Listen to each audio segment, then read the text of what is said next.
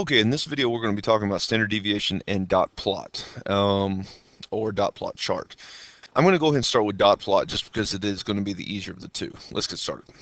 A dot plot in statistics, it's a chart consisting of data points plotted on a fairly simple scale. So this is an example of a dot plot. Now if you notice, every single dot represents the number of digits that you're dealing with, so to speak. So if I was going to ask you how many number fives are there in this data set, you would say there are three because you're dealing with three dots, which means there's three fives. Okay, moving on. Create a dot plot from this information. Compare the dot plot with the mean and median. All right, so here is my dot plot right here. Okay. I'm going to go ahead and use this number line and put some numbers on that. So give me 1 second to do that. Okay, let's keep going. Now, with this data set, you don't necessarily have to put them in order unless you really want to. Well, I guess you got to find the median, so we're going to. But I'm going to go ahead and just, starting at 69, just going to go ahead and put a dot where I see 69. And I'm going to use a flower just because I want to be creative today.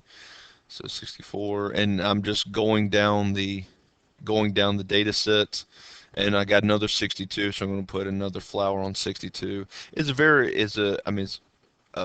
very simple concept here. So 63, 65, and then 60, and lastly 64. So there is my dot plot. Okay, and this just is a visual representation of the data. So if I was going to ask you a couple of questions, where does most of the data kind of gather around? Well, you'd say somewhere in the 64 range, because if you notice, most of the data is actually kind of in this area. So if I was going to ask you, hey, remember, what's kind of like the overall average of all this information? Well, visually it looks like it's going to be in the 62 to 64 range.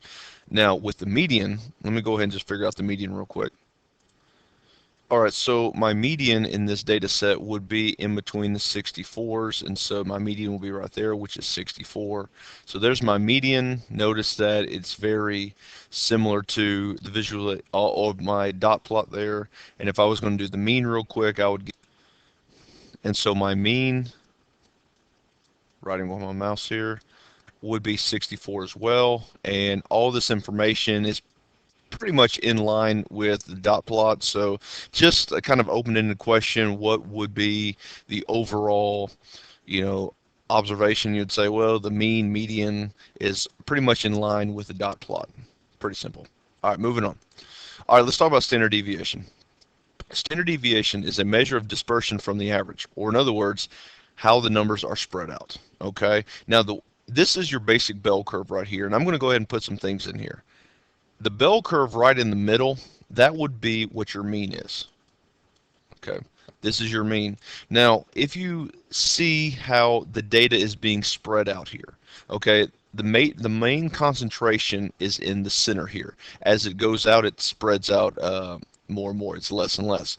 But usually what you would see on a bell curve is that you would see like the next phase of data spread would be like here, the next one would be here, and then you'll just kind of keep going. And basically these are just measure marks of where all the data is being spread out. Now there will also be numbers attached to it. So let me just throw some numbers on here. So let's just say the mean was, we'll just say 70.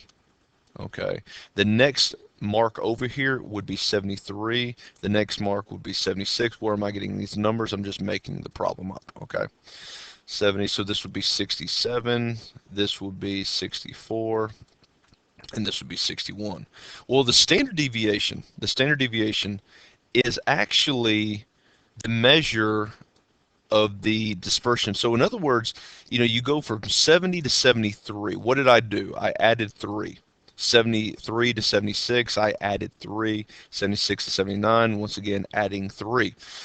67 to 70, I'm subtracting 3, but the common theme is I have a difference of 3. So the standard deviation in this problem is going to be 3. Okay, and this is what we're going to try to find in the next few slides. So let's keep going. All right, here we go. Find the standard deviation for the following set: 5, 7, 8, 9, 10, and 13. All right, so step number one is find the mean.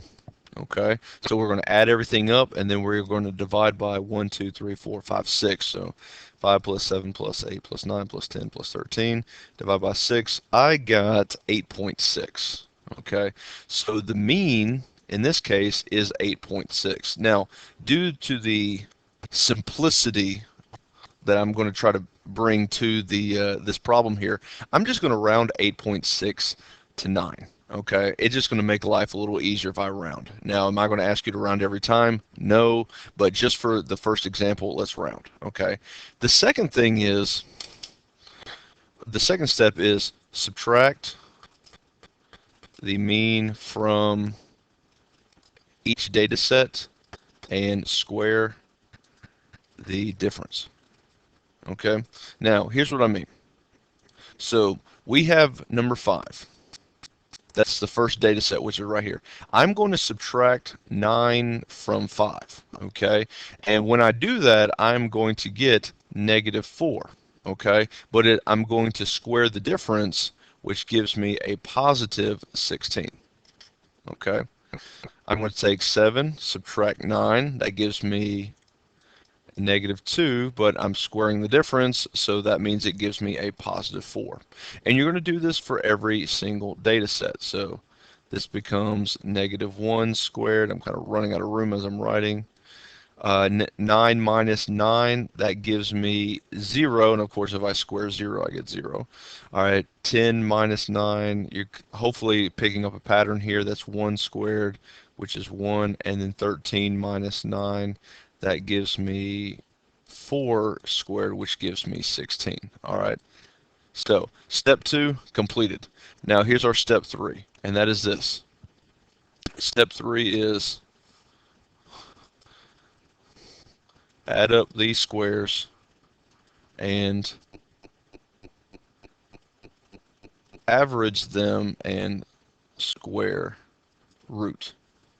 All right, so add up the squares and average them and square root. So what I'm going to do is I'm going to take these numbers, I'm going to add them all up. So 16 plus 4, 4 plus 1, 1 plus 0, plus 1 plus 16. Add these all together, and so when I do that, I get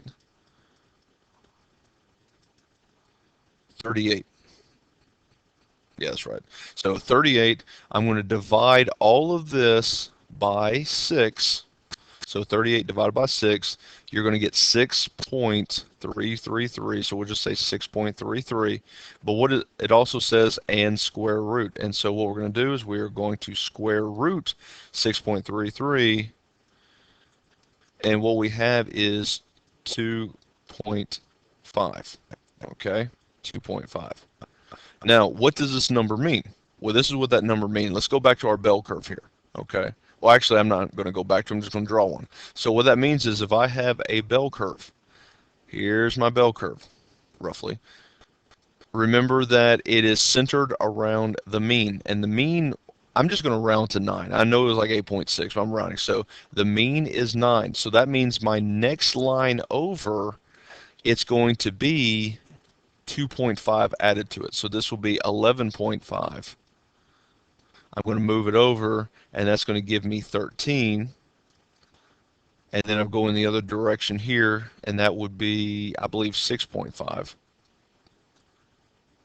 And then this will be 4.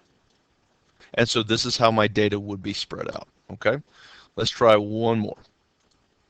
Okay, here's the next one we're going to do, and I'm going to give you a second to do it yourself, but what I'm going to do is I'm going to go ahead and give you the mean because, oh, it actually worked out. So the mean, I wanted to make sure that you guys just rounded to the nearest whole number, but it actually worked out. The mean is 15.